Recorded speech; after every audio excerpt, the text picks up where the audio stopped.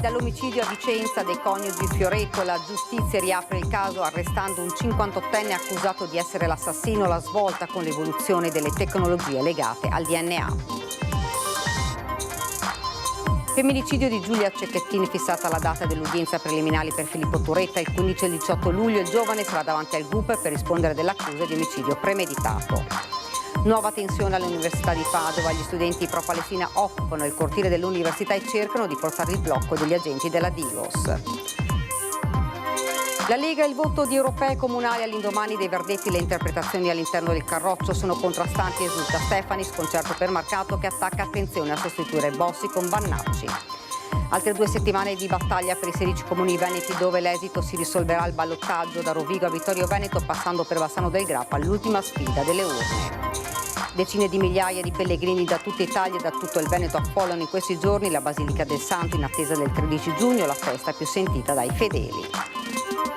Al via la settimana che porta alla Dunata Triveneta degli Alpini a Bibione. Antena 3 racconterà giorno per giorno l'attesa e la preparazione dell'evento. Sabato e domenica le dirette per raccontare la festa delle penne nere.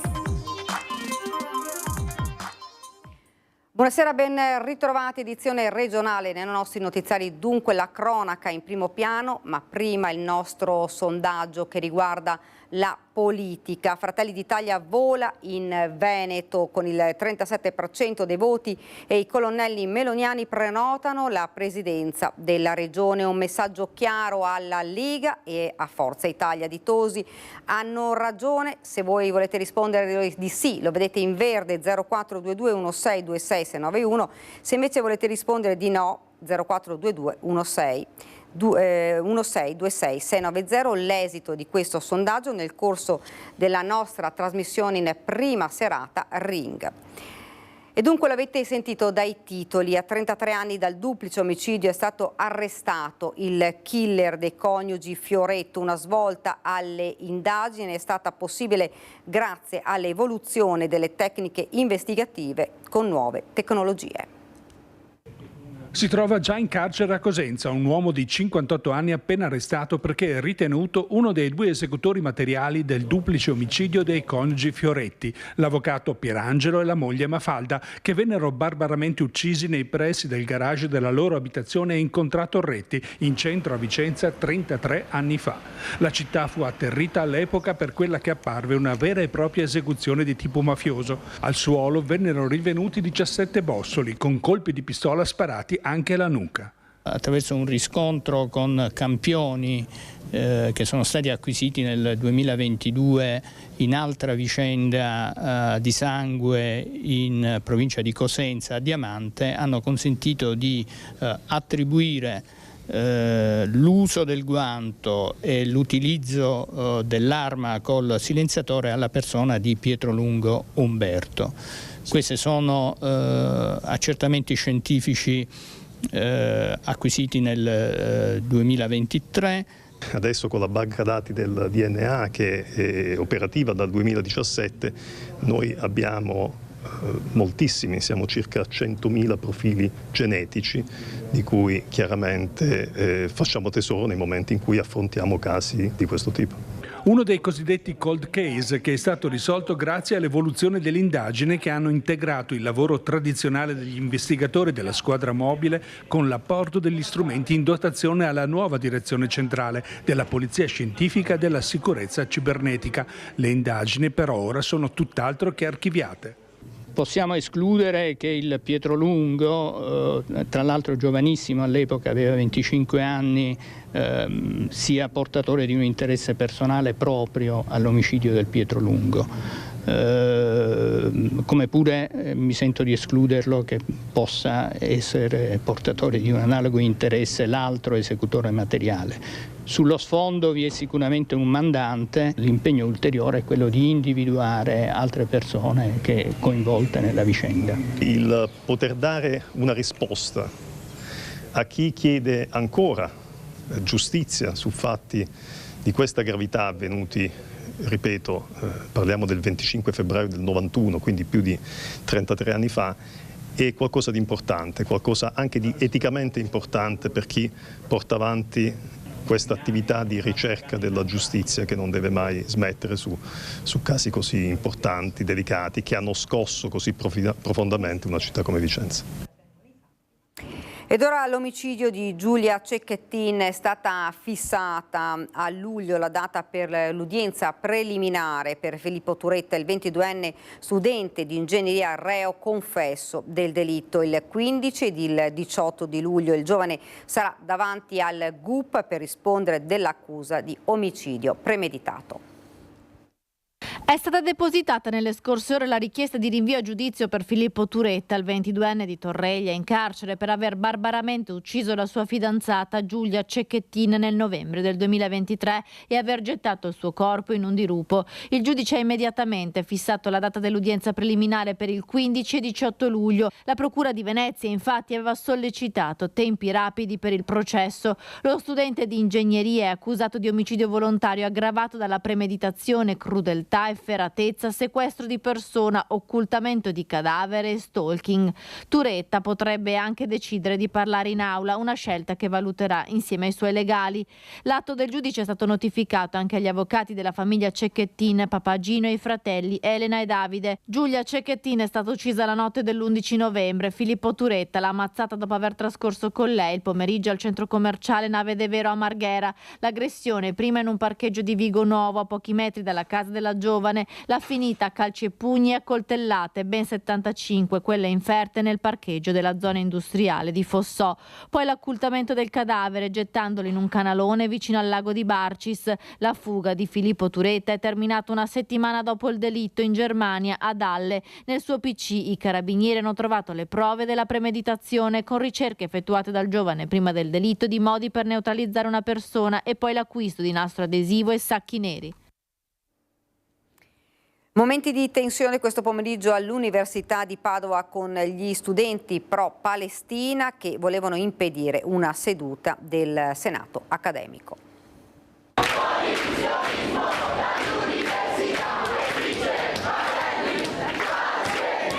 Alla fine sono riusciti a salire, ma la porta del rettorato era chiusa e il senato accademico in corso. Pomeriggio ad alta tensione, quello vissuto all'Università di Padova al Bo. Gli studenti pro-Palestina sono tornati a protestare per chiedere il boicottaggio e lo stop di tutti i rapporti con gli atenei israeliani. Gli studenti del collettivo Katai, del Fronte Gioventù Comunista e dei giovani palestinesi hanno cercato così di impedire l'accesso ai senatori accademici che dovevano partecipare a una seduta del Senato insieme alla rettrice Daniela Mapelli.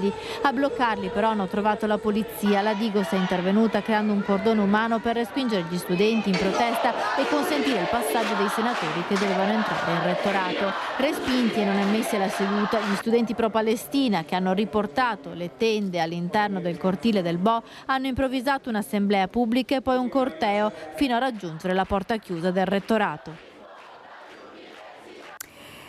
La Lega e il voto di europei comunali all'indomani dei verdetti. Le interpretazioni all'interno del Carroccio sono contrastanti. Esulta Stefani, sconcerto per Marcato, attenzione a sostituire Bossi con Vannacci, dice.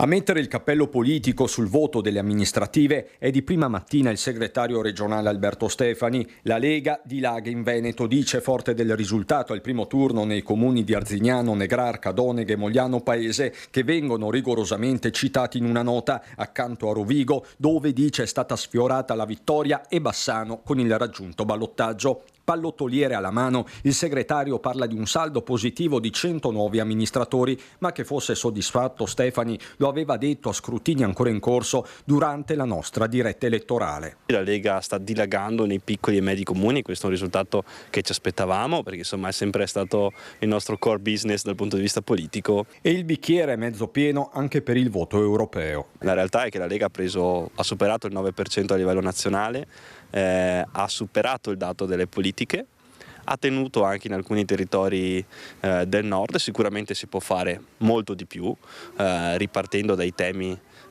principali, tra cui l'autonomia. Mentre Stefani esulta o quasi la base in fermento, più che fotografie divergenti, realtà parallele. Il fatto che praticamente in Veneto non abbiamo eletto nessun eurodeputato e prima ne avevamo invece di uscenti un bel po', il fatto che sia stato candidato un signore che con noi non c'entra nulla, il fatto che abbiamo perso migliaia di voti, io pensavo che questo fosse un problema, invece vedo che sia i vertici del partito che anche qualche vertice regionale dicono che invece siamo di fronte a un grande risultato. Allora io qua evidentemente mi fermo perché ubi maior, insomma, minor cessat. Sto al mio posto e lascio fare a chi è più bravo di me.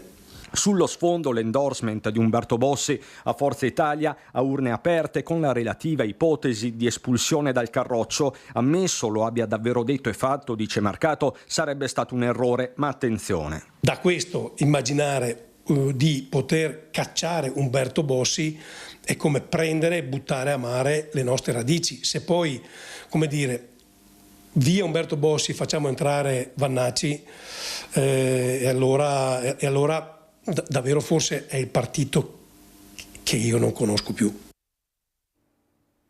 16 comuni veneti che il 23 e il 24 giugno andranno al ballottaggio per decidere chi sarà il sindaco nell'unico capoluogo di provincia al voto, Rovigo. La sfida tra il centrodestra compatto guidato da Valeria Cittadin e il centrosinistra dell'ex sindaco Edoardo Gaffeo.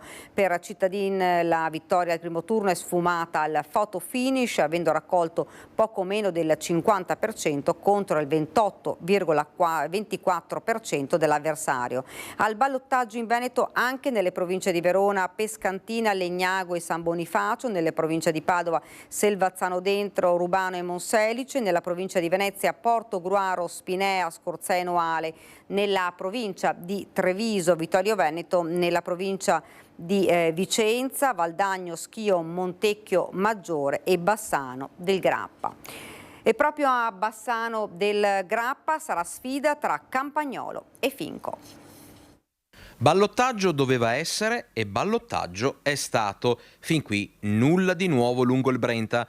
Quello che in pochi avevano previsto invece è che contro Roberto Campagnolo correrà Nicola Finco e non Elena Pavan, la grande sconfitta di questa tornata elettorale. Partiamo dai numeri. La coalizione di centro-sinistra vince il primo turno con 5.926 voti totali, pari al 28,44%. Nicola Finco conquista il secondo posto con 5.231 voti, pari al 25,11%. La sindaca uscente finisce terza con il 23,03%. Poi la vera rivelazione di È il momento, lista che ha ottenuto singolarmente più consensi di tutti, con quasi il 14%, e Roberto Marin che sfiora il 10%. Con Campagnolo in fuga, il lungo testa a testa è stato Finco-Pavan.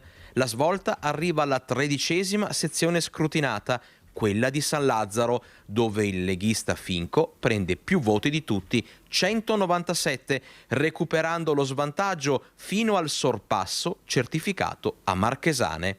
E adesso, dopo una notte di festa e di riflessione, parte ufficialmente la sfida a due. Stanotte come ha dormito? Bene, molto bene, e soprattutto per il risultato di ieri, cioè arrivare al ballottaggio, arrivarci da primi è un grande risultato. Ho dormito anche molto bene e ovviamente sono anche soddisfatto di questo primo risultato che abbiamo portato a casa, merito di un grande lavoro fatto sul territorio da parte di tutti i candidati consiglieri. A questo punto cosa si aspettano i due candidati dall'elettorato rimasto escluso, quindi da chi ha votato Fratelli d'Italia, Pavan, Marin e Zen? Io mi aspetto ovviamente l'appoggio di tutti gli elettori del centrodestra, insomma non possiamo lasciare la città di Bassano al PD e al centrosinistra. Noi abbiamo fatto una campagna elettorale che ha rispettato tutte le parti in gioco, siamo stati determinati nella nostra proposta, anche nella critica di quello che non ci piaceva rispetto agli avversari, ma sempre col massimo rispetto. Lo scenario che si starebbe delineando, seppur in fase ancora embrionale, è un apparentamento del centro-sinistra con È il momento. mentre Finco potrebbe aprire al dialogo con una parte di Fratelli d'Italia e Marin. Diciamo che c'è un elettorato che non si può dire fidelizzato su quel partito o su un altro partito, è un elettorato che decide di volta in volta in funzione del partito, del leader. Adesso ovviamente il nostro sarà un messaggio rivolto a tutti gli elettori del centrodestra bassanese perché tornino a votare, prima di tutto è la cosa più importante. 2, non possiamo assolutamente dare la città nelle mani del PD e dell'estrema sinistra. Elezioni comunali a Vittorio Veneto, i due sfidanti Mirella Balliana e Gianluca Posocco si stanno già muovendo per allargare il loro consenso in vista del ballottaggio. È partita la corsa alle alleanze. Da una parte Gianluca Posocco che deve recuperare uno svantaggio di quasi 9 punti percentuali e per farlo la strada obbligata è quella di dialogare con le forze di centrodestra con cui aveva rotto Lega e Fratelli d'Italia. Dall'altra Mirella Balliana che dovrà convincere i suoi elettori a tornare tra 15 giorni alle urne e provare a fare propri i quasi 550 consensi ottenuti da Rete Civica di Luisa Camatta.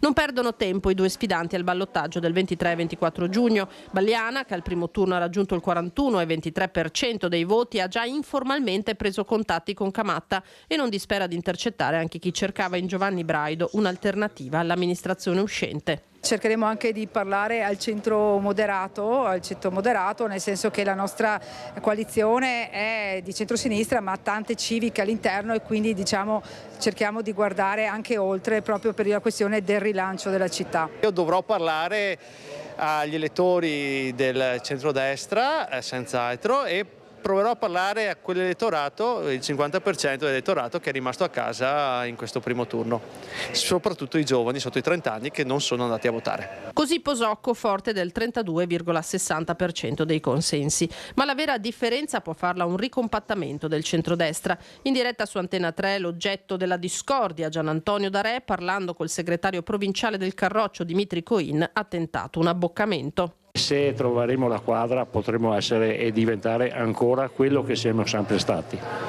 Io ti anticipo che dal mio punto di vista da segretario provinciale Vittorio Veneto è troppo importante per pensare di non essere parte attiva nel prossimo ballottaggio. Posocco lascia decantare la situazione e annuncia che nelle prossime ore incontrerà i candidati consiglieri comunali per leggere i dati e decidere insieme una strategia. È come se ripartissi da zero, aggiunge. Da parte sua il presidente provinciale di Fratelli d'Italia Claudio Borgia definisce una brutta pagina l'essere andati divisi. Adesso parte una nuova fase, una fase di impegno da parte di tutti per cercare di ricompattare il centrodestra. Siamo in attesa che o il candidato sindaco Posocco o Tony Darè ci possano chiamare per confrontarci su idee, progetti, prospettive e soprattutto visione della città e capire se possiamo insieme dare un contributo e cercare di vincere questo ballottaggio, soprattutto perché all'interno della coalizione di Braido, del candidato sindaco, Fratelli d'Italia è risultata comunque il primo partito. Mancano 2 giorni alla festa di Sant'Antonio a Padova, evento che Media Nord-Est seguirà in diretta su Rete Veneta e TV12, la televisione del Friuli, dalle 5:30 alle 22:30 con tutte le messe e la tradizionale processione, tanti i pellegrini che affollano la Basilica.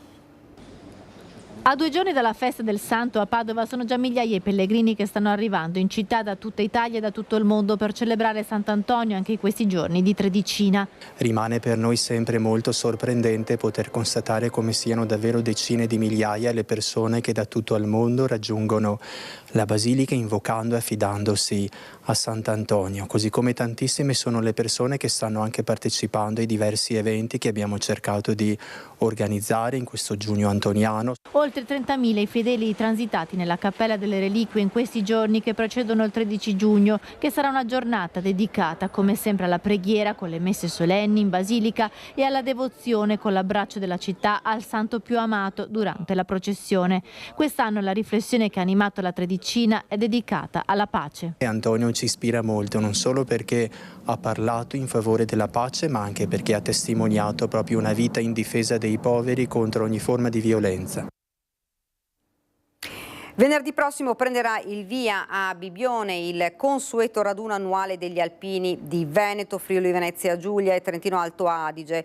Si partirà dal passo della Mauria alle sorgenti del Tagliamento con la staffetta del ricordo che arriverà fino al mare, mentre a Bibbione saranno inaugurate le mostre sugli alpini e la loro storia. Poi sabato mattina la Santa Messa alpina a Cesarolo è presieduta dal Vescovo di Pordenone, mentre alle 18 a Bibbione l'alza bandiera ufficiale e a seguire la serata con cori fanfare. Infine domenica mattina lo sfilamento con partenza da Piazzale Zenit, tutti eventi che Antena 3 seguirà con servizi nei nostri telegiornali ma anche con dirette per vivere tutti assieme la donata triveneta degli alpini a Bibbione. E questa era la nostra ultima notizia, vi lascio alla sigla e poi le previsioni del tempo. Arrivederci.